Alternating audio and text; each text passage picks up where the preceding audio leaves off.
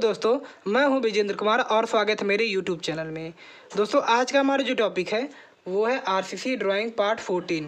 दोस्तों, इसके पहले आपको आरसीसी ड्राइंग के 13 पार्ट कराए जा चुके हैं, जिसका लिंक आपको नीचे डिस्क्रिप्शन बॉक्स में मिल जाएगा। दोस्तों, इस वीडियो में हम डिस्कस करेंगे one way RCC slab section के बारे में।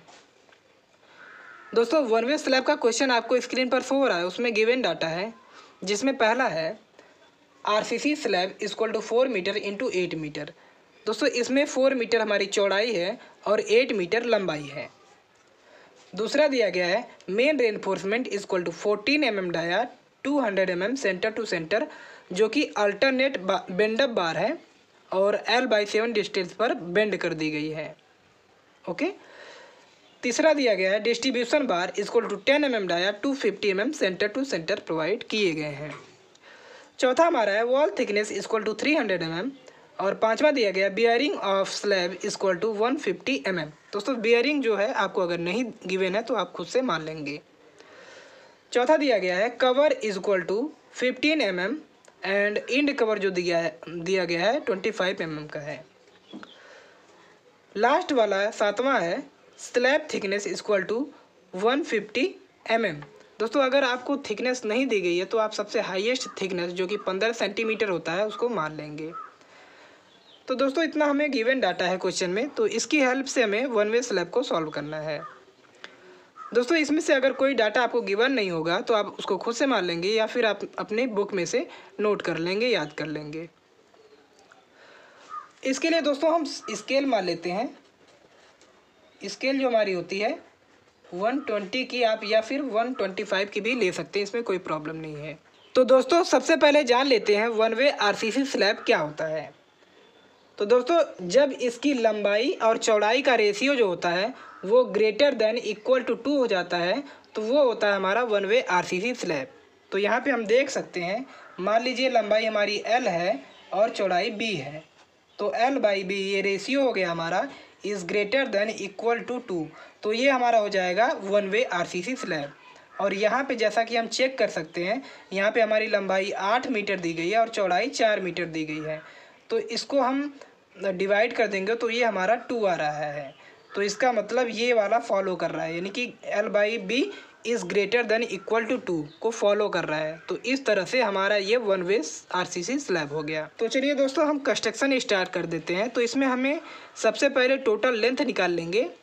तो इसमें हम सबसे पहले छोटा स्पान ले लेते हैं, क्योंकि हमारी जो आरसीसी स्लैब होगी वो एक रेक्टेंगुलर टाइप होगी। ओके, तो इसमें हम सबसे छोटा वाला स्पान ले लेते हैं। तो इसमें हमारा कौन सा स्पान छोटा है? 4 मीटर। तो 4 मीटर को हम ले लेते हैं और इसको सबसे पहले हम क्या करते हैं, सपोर्ट की इसमें लेंथ जोड़ देते हैं। तो दोनों सपोर्ट की जो विड्थ है वो कितनी है? 300 mm। तो दोनों सपोर्ट को हम ऐड कर देंगे तो 600 mm हो जाएगा, और 600 mm को हम मीटर में चेंज कर देंगे तो 0.6 मीटर हो जाएगा। तो यहाँ पे हम ऐड कर देंगे 4.6, ये हमारा मीटर में चेंज हो गया। ठीक है, टोटल लेंथ। अब इसको हम स्केल पे चेंज कर लेंगे तो वो इंटू 100 डिवाइडेड बाई 20, तो ये हमारा 23 सेंटीमीटर आ रहा है। तो यहाँ पे हम क्या करेंगे, यहाँ पे हम 23 सेंटीमीटर खींच लेंगे इस तरह से। यहाँ से इस तरह से हमने टोटल लेंथ खींच ली।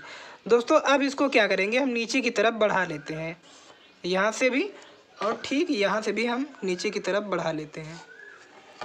दोस्तों, इसको आप कुछ भी ले सकते हैं जो आपको सूटेबल हो, देखने में अच्छा लगे।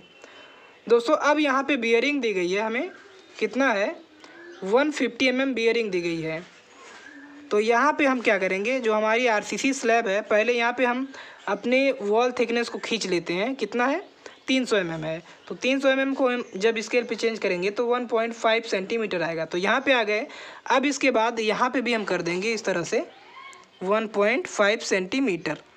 दोनों तरफ हमारी वॉल की थिकनेस हो गई। अब इसके बाद बियरिंग हमारी 150 mm है। ओके, तो 150 mm को हम स्केल पे चेंज कर लेंगे तो कितना आ जाएगा? ये आ जाएगा 0.75। इसको हम 8 mm भी ले सकते हैं। ठीक है, तो यहाँ पे हम ले लेते हैं इस तरह से। तो यहाँ पे हमने ले लिया और ठीक यहाँ से भी ले लेंगे। तो अब यहाँ से हमारी जो डेप्थ दी गई है, आरसीसी स्लैब की जो थिकनेस दी गई है वो 150 यानी कि 8 mm ले लेते हैं। यहाँ से इस तरह से हमने ले लिया और इसको आगे तक बढ़ा देंगे, हम यहाँ तक बढ़ा देंगे और यहाँ से भी इसको हम मिला लेंगे। ओके, अब इसके बाद क्या करेंगे, यहाँ पे हमारी वॉल थिकनेस जो है इसको खींच लेंगे, क्योंकि हमने पहले से पॉइंट लगा रखा था तो इसमें हमें आसानी रहेगी। और इसको हम क्या करेंगे, कंटिन्यूस कर देंगे, क्योंकि दीवार जो हमारी है नीचे की तरफ इस तरह से जाएगी। इसको हम इस तरह से कंटिन्यूस कर देंगे, ठीक है। और ठीक यहाँ से भी यही काम कर लेंगे। यहाँ पे हमने पॉइंट लगा रखा है तो इसमें कोई प्रॉब्लम नहीं होनी चाहिए। तो यहाँ पे हम इस तरह से कंटिन्यूस कर देंगे और यहाँ पे। तो दोस्तों यहाँ पे हमारी जो यहाँ पे हमारी जो स्लैब बन गई और हमारे सपोर्ट बन गए। दोस्तों अब बात करते हैं रेनफोर्समेंट का। तो उससे पहले हम यहाँ पे हम एक्सपेंशन गैप छोड़ देते हैं जो कि 1 mm मोटा होता है। तो यहाँ पे हम इस तरह से कुछ डार्क कर देते हैं, यहाँ पे 1 mm और ठीक यहाँ से भी 1 mm का डार्क कर देते हैं, ठीक है। तो ये हमारा एक्सपेंशन गैप हो जाता है। दोस्तों जब हमारे स्लैब में जब प्रसार होगा, जब गर्मी पड़ेगी तो इसमें हमारा प्रसार होता है, कंक्रीट में प्रसार होता है। तो जब हम यहाँ पे गैप छोड़े रहेंगे तो यह इसको कवर कर लेगी। दोस्तों 1 mm का मतलब है 2 सेंटीमीटर, तो 2 सेंटीमीटर दोनों तरफ जब ये फैलेगी तो कवर कर लेगी। ओके, आई होप कि आपको इतना समझ में आ गया होगा, इसमें कोई प्रॉब्लम नहीं है। तो दोस्तों अब बात करते हैं रेनफोर्समेंट का। तो यहाँ पे रेनफोर्समेंट दिया है, मेन रेनफोर्समेंट 14 mm डाया का है और 200 mm centre to centre provide किया गया है, जो कि अल्टरनेट बेंड अप बार है। मतलब अल्टरनेट का मतलब ये होता है कि एक हमारी जो एक साइड में हमारी बार बेंड रहेगी और दूसरे साइड में नहीं रहेगी। फिर जब दूसरी बार आएगी तो वो लेफ्ट साइड में बेंड अप होके और राइट साइड में नहीं होगी। तो जब हम सेक्शनल प्लान बनाएंगे तो आपको समझ में आ जाएगा। ये हमारा अभी एल सेक्शन है, ठीक है। तो यहाँ पे हम कवर ले लेंगे। कवर हमारा कितना दिया गया, 15 mm दिया गया, यानी कि ऊपर और नीचे हमारा जो कवर है वो 15 mm का है। और जो हमारे यहाँ पे जो सिरे पे है, इंड सिरे पे हमारा कवर जो है वो 25 mm का है। तो यहाँ पे हम जब कवर ले लेंगे 15 mm का तो इसको हम स्केल पे चेंज करेंगे तो लगभग 1 mm आ जाएगा। तो यहाँ पे आप खींच लेंगे इस तरह से। तो यहाँ पे हम खींच लेते हैं यहाँ इसको, और इंड सिरे पर लगभग 2 mm आ जाएगा, तो 2 mm हम छोड़ देंगे। तो यहाँ से हमने ये मेन बार खींच लिया। ओके, तो यहाँ तक तो आपको समझ में आ गया होगा। अब इसके बाद कहा जा रहा है कि इसको यहाँ से बेंड अप कर दिया जा रहा है, यहाँ से इस तरह से भी और यहाँ से इस तरह से भी इसको बेंड अप कर दिया जा रहा है। दोस्तों यहाँ पे कहा जा रहा है कि हमारी जो L/7 डिस्टेंस पर बार बेंड अप है, दोनों साइड में हमारी बेंड अप रहेंगी। तो यहाँ पे सबसे पहले इसका इफ़ेक्ट ले लेते हैं। इसका इफ़ेक्ट मिड पॉइंट हो जाएगा और यहाँ पे हम अपना साइन लगा लेते हैं और इसका भी हम पॉइंट कर देते हैं, मिड पॉइंट ले लेते हैं जो कि इफ़ेक्टिव होगा, ठीक है। और L/7 को हम स्केल पे चेंज कर लेंगे। दोस्तों यह हमारा 4 मीटर है, तो हमारे ये क्लियर स्पान है। तो अगर हम इफ़ेक्टिव लेंगे तो यहाँ पे 150 का हाफ करेंगे तो 75 हो जाएगा, और यहाँ पे भी 150 का हाफ करेंगे तो 75 हो जाएगा। दोस्तों यहाँ से यहाँ तक की दूरी जो हमारी स्मॉल एल कहलाएगी, जिसको हम इफ़ेक्टिव स्पान कहेंगे। तो इफ़ेक्टिव स्पान को हम स्मॉल एल से डिनोट करते हैं। तो स्मॉल एल ओवर 77 करेंगे तो कितना हो जाएगा, तो ये हमारा हो जाएगा 75 mm, तो 150 mm हो जाएगा।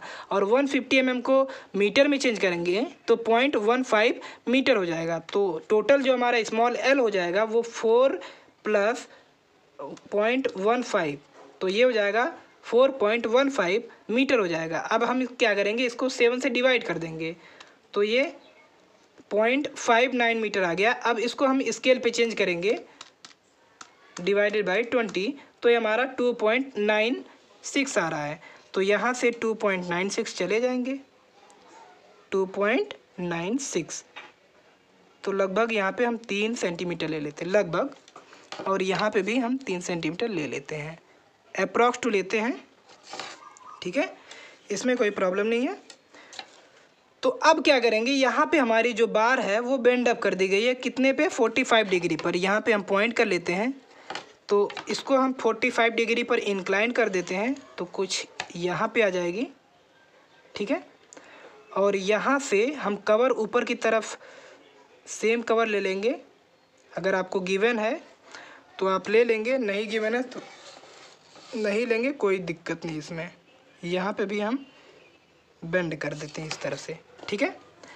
अब इसके बाद अपनी एमडी को फिर से सेट कर लेंगे, और यहाँ पे जो हमने लाइन खींच रखी थी उसके पैरेलल हो गई है, और यहाँ पे फिर से हम इसको इस तरह से आगे की तरफ बढ़ा लेते हैं, और यहाँ पे इसको बेंड अप कर देते हैं, ठीक है।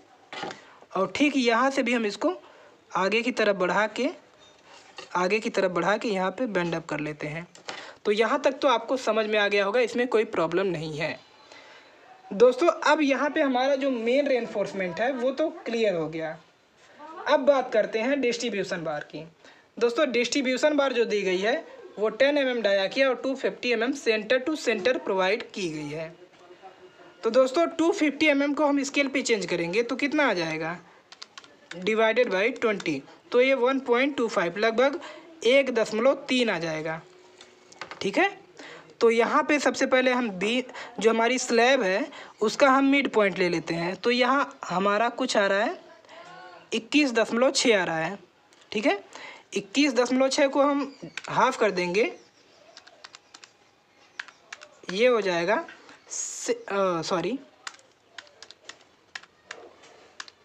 ये आ रहा है 10.8 आ रहा है।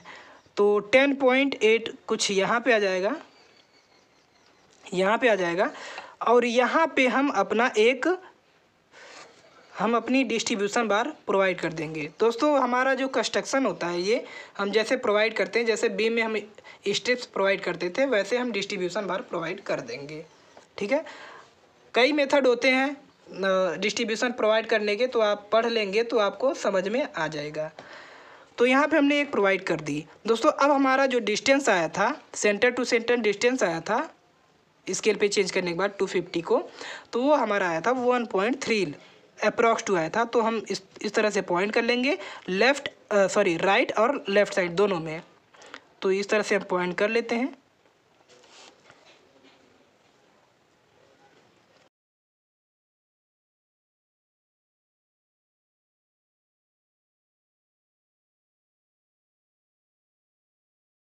तो दोस्तों यहाँ पे हमने अपनी डिस्ट्रीब्यूशन बार भी प्रोवाइड कर दी। दोस्तों अब बात करते हैं हैचिंग की। दोस्तों ये जो हमारी सपोर्ट कटेंगे जो कि ईंट की है, तो ईंट की हम हैचिंग दिखा देंगे। तो सबसे पहले हम क्या करते हैं, अपनी एमडी को 45 डिग्री पर इंक्लाइन कर लेते हैं और इस तरह से हैचिंग करते हैं।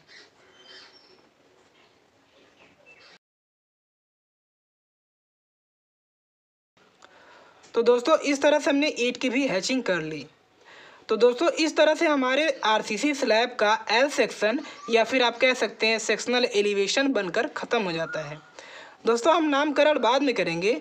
दोस्तों आइए सबसे पहले हम इसका सेक्शनल प्लान बना लेते हैं। तो दोस्तों यहाँ पे आप सभी कॉर्नर का प्रोजेक्शन भी ले सकते हैं, या फिर प्रोजेक्शन ना लें फिर भी कोई दिक्कत नहीं है, ठीक है। यहाँ पे हम क्या करते हैं, एक लाइन खींच लेते हैं, लाइन ड्रॉ कर लेते हैं जो कि यहाँ पे ये है, ठीक है। यहाँ पे अभी हम कंटिन्यूअस करेंगे, ठीक है। तो उसके लिए आप देखते रहिए। यहाँ पे हम क्या करते हैं, इसको आगे की तरफ बढ़ा लेते हैं, ठीक है। यहाँ पे इस तरह से हम अपनी दीवार का पहले दीवार बना लेते हैं, और यहाँ पे इस तरह से हमने आगे की तरफ बढ़ा लेंगे,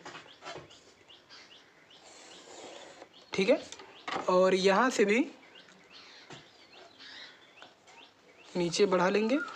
दोस्तों सबसे पहले हम दीवार बनाते हैं, क्योंकि दोस्तों जब हम प्लान से देखेंगे, क्योंकि यहाँ से यहाँ तक तो हमारी दीवार दिखाई दे रही है, और यहाँ से यहाँ तक स्लैब आने के कारण हमारी ये दीवार नहीं दिखाई देगी, तो इसको हम डॉटेड कर देंगे, ठीक है। तो यहाँ से हम डॉटेड कर देते हैं इसको, ये हमारा है। आप प्रोजेक्शन भी ले सकते हैं, इसमें कोई प्रॉब्लम नहीं है। तो यहाँ से इसको हम डॉटेड कर देंगे कुछ इस तरह से।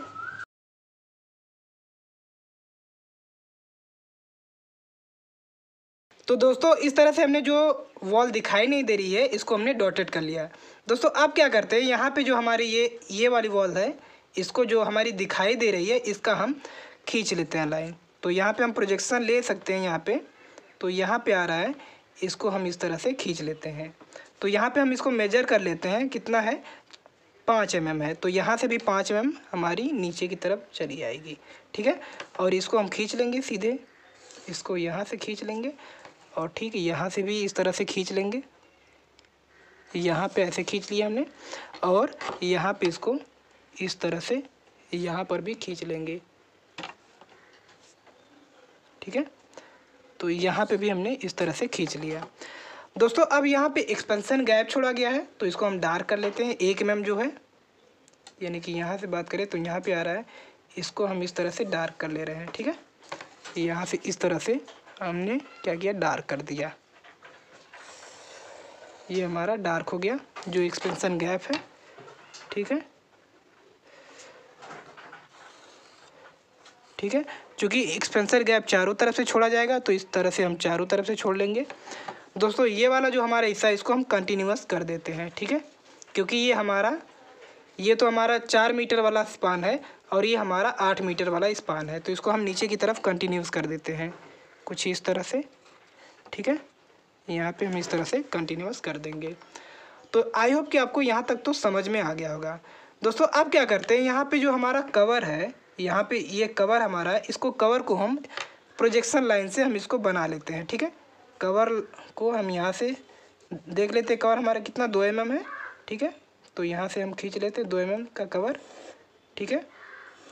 और जो हमारा बार आएगी यानी कि इस दीवार पे चढ़ी रहेगी और यहाँ तक चढ़ी रहेगी, तो इसको हम 2 mm तक ही बना लेते हैं, ठीक है। यहाँ पे हमने बना ली और ठीक यहाँ पे भी हमने बना ली। तो ये हमारा हो गया, ये जो हमारा कवर हो गया। दोस्तों अब बात करते हैं रेनफोर्समेंट का। दोस्तों ये ऐसे जो हमारी हॉरिजेंटल होगी वो हमारी मेन बार प्रोवाइड की जाएगी, और जो वर्टिकल होगी वो हमारी जो है डिस्ट्रीब्यूशन बार होगी। तो दोस्तों यहाँ पे हमने ये ऐसे बना लिया। अब हम बात करते हैं डिस्ट्रीब्यूशन बार को हम प्रोवाइड कर देते हैं पहले, ठीक है। तो आइए हम प्रोवाइड कर देते हैं। तो यहाँ पे आप प्रोजेक्शन भी ले सकते हैं, तो यहाँ पे हम प्रोजेक्शन लेके हम अपनी में डिस्ट्रीब्यूशन बार प्रोवाइड कर देंगे कुछ इस तरह से।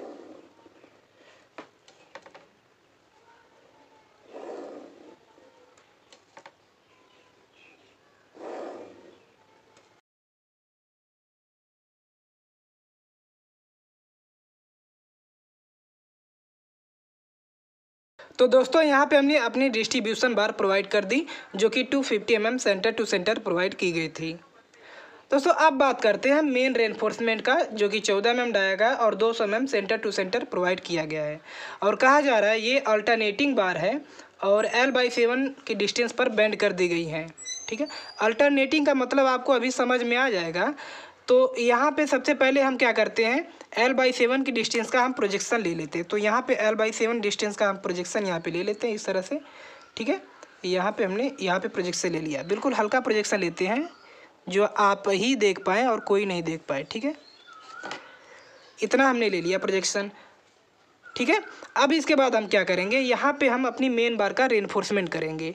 तो 200 mm सेंटर टू सेंटर दिया गया, तो इसके पे चेंज कर लेंगे तो 1 सेंटीमीटर आ जाएगा। तो यहाँ से हम मेज़र कर लेंगे 1 सेंटीमीटर यहाँ पे आ रहा है, ठीक है। और यहाँ पे हमारी जो कवर हमने लिया था, यहाँ पे हमारा कवर है, तो यहाँ पे इस तरह से हम खींच लेंगे और यहाँ पे डार्क कर देंगे। एक साइड में हम डार्क करते हैं, यहाँ पे एक साइड में हम डार्क कर देते हैं और दूसरे साइड में हम यहाँ तक हम डार्क करते हैं जहाँ तक। इसके बाद अब बेंडअप है, तो ये यानी बेंडअप है तो ऊपर रहेगी कुछ, तो इस वजह से हम इसको डॉटेड कर देते हैं, ये बेंडअप का साइन है, ठीक है। तो यहाँ तक हमने बेंडअप कर लिया। दोस्तों अल्टरनेटिंग का मतलब अब ये है कि यहाँ से जब हम इसको अब दूसरा खींचेंगे तो ये इधर ना बेंड होकर इधर बेंड हो जाएगी। तो इस तरह से हम इसको कह सकते हैं ये बेंडअप है। तो यहाँ पे अब हम डॉटेड कर लेंगे, ठीक है। यहाँ पे डॉटेड हो जाएगी, तो यहाँ पे ये बेंड होगी। अब यहाँ पे इसको हम सीधे खींच लेंगे, ठीक है, यहाँ तक कवर तक। इसके बाद हमारी कंक्रीट ब्लॉक रहेगी, फिर इसके बाद एक एक्सपेंशन गैप है और इसके बाद दीवार है। तो इसी तरह से हम खींच लेंगे, ठीक है। इसी तरह से हम पूरा में रेनफोर्समेंट कर देंगे। तो आइए हम कर लेते हैं इस तरह से।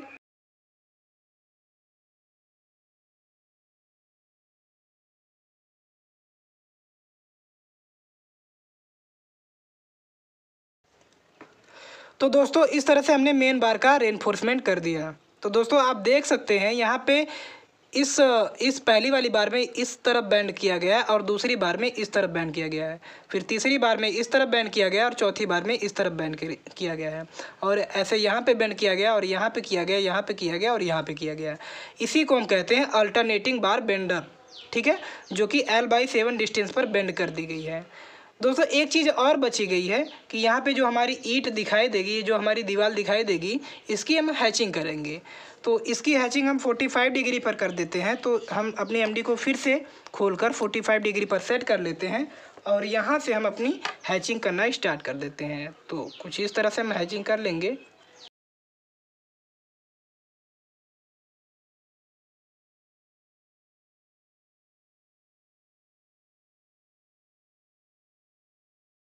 तो दोस्तों इस तरह से हमने ईंट की भी हैचिंग कर ली। तो दोस्तों कहीं ना कहीं हमारा एल सेक्शन या फिर आप कह सकते हैं सेक्शनल एलिवेशन और सेक्शनल प्लान बनकर ख़त्म हो जाता है। दोस्तों अब हम इसका नामकरण कर लेते हैं।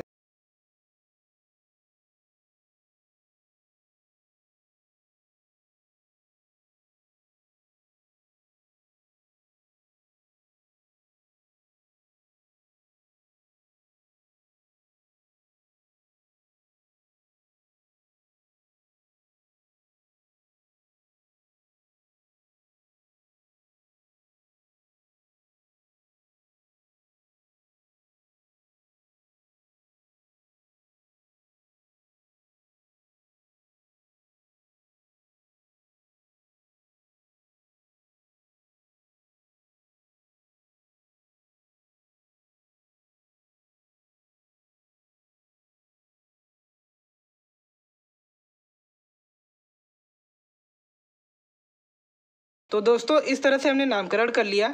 आइए दोस्तों एक बार फिर से समझ लेते हैं। दोस्तों हमने जो मेन बार प्रोवाइड किया है वो 14 mm डायगा और 200 mm centre to centre provide किया गया है, और जो हमारी डिस्ट्रीब्यूशन बार है वो 10 mm डायगा की और 250 mm centre to centre provide की गई है, जो कि ये है। और स्केल पे बात करें तो 1.3 सेंटीमीटर, और मेन बार को बात करें तो 1 सेंटीमीटर। यहाँ पे हमने जो कवर ले रखा है वो 15 mm का है, और एक्चुअल में बात करें, सॉरी ये एक्चुअल में ही है, और स्केल पे बात करें तो 1 mm। और इंड कवर जो हमने लिया है वो 25 mm का है, और स्केल पे बात करें तो 2 mm का है। और जो हमने एक्सपेंशन गैप छोड़ा है वो 2 सेंटीमीटर एक्चुअल में है। तो यहाँ पे ये बात होगी। अब बात करते हैं L/7 की डिस्टेंस पर हमारी जो बार्स है वो मेन बार जो वो बेंड कर दी जाती है, ठीक है।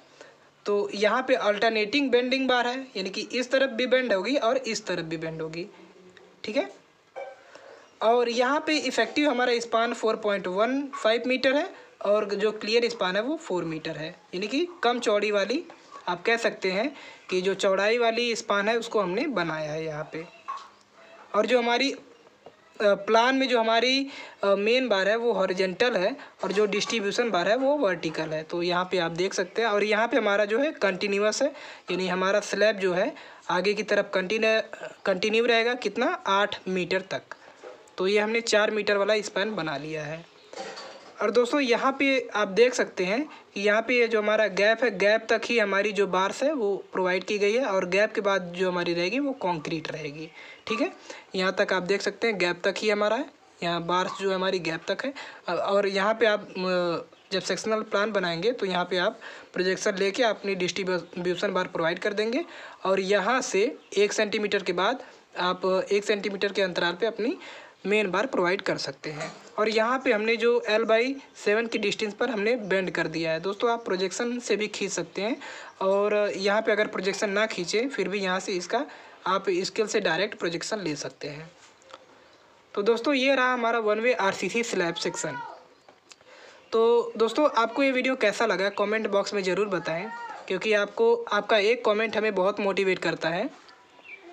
और अगर चैनल पर नए हो तो चैनल को सब्सक्राइब करके बेल आइकन को प्रेस कर दें।